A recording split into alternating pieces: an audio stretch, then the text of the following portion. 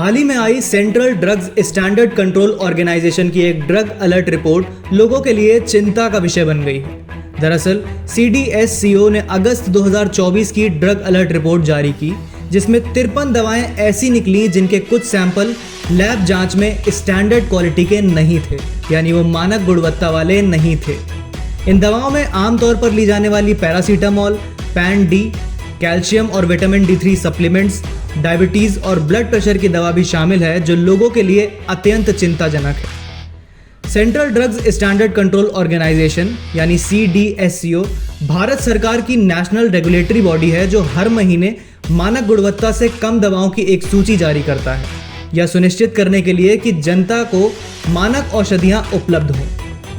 अगस्त 2024 की drug alert report में जो दवाएं मानक गुणवत्ता के स्तर से कम निकली हैं, वो नामी कंपनियां जैसे Alkem laboratories, Hindustan antibiotics limited, hetero labs limited, Karnataka antibiotics and pharmaceuticals limited, Nestor pharmaceuticals limited, Priya pharmaceuticals और स्कॉट एडिल फार्मेशिया लिमिटेड के लेबल की हैं।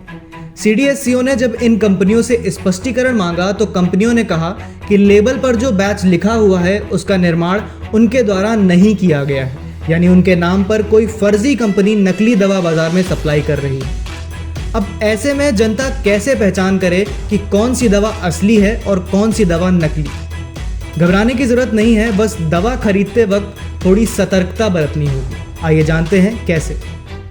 केंद्र सरकार ने शीर्ष 300 ब्रांडेड नाम से बिकने वाली दवाओं को नोटिफाई किया हुआ है कि अगस्त 2023 के बाद बनी सभी दवाओं की पैकेजिंग पर बार कोड या QR कोड होगा।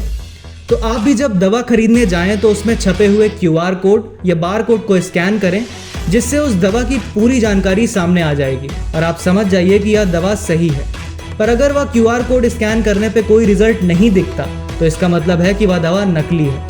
इसके अलावा आप दवा लेते समय यह भी जांच लें कि दवा की सीलिंग और पैकेजिंग सही है या नहीं। जुड़े रहें फैला न्यूज़ के साथ। शुक्रिया आपका।